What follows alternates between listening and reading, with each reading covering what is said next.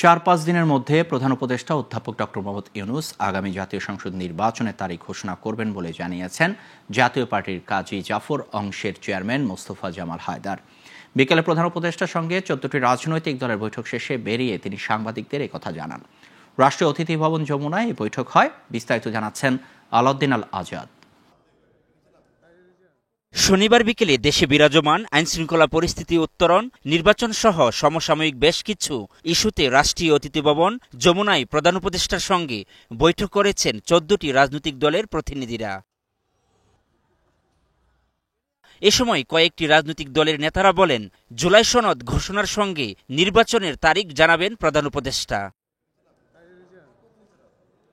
রাজনৈতিক বিভিন্ন নেতারা আরও বলেন, সরকারি প্রতিষ্ঠানের ভেতর থেকে ফেসিবাদের লোকদের তাড়াতে হবে, নয়তো সুষ্ঠু নির্বাচনের প্রতিবন্ধকতা আসতে পারে।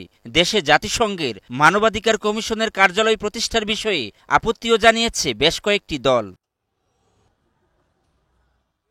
এ সময় জাতীয় পার্টির কাজী জাফর অংশের চেয়ারম্যান মোস্তফা জামাল হায়দার বলেন, নৈরাজ্যের সমাধান করবে নির্বাচন।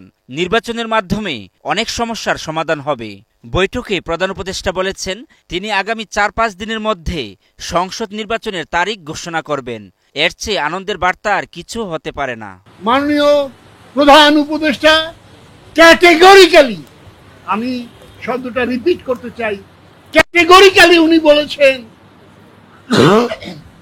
আগামী 4-5 দিনের মধ্যে নির্বাচনের একটা সুনির্দিষ্ট সময় সীমা তারিখ উনি ঘোষণা করবেন। এর চাইতে আনন্দের বার্তা আর কিছু হতে পারে না। আলাউদ্দিন আল আজাদ, গ্লোবাল টেলিভিশন, ঢাকা। আলোচনার সবচেয়ে ফলপ্রসূ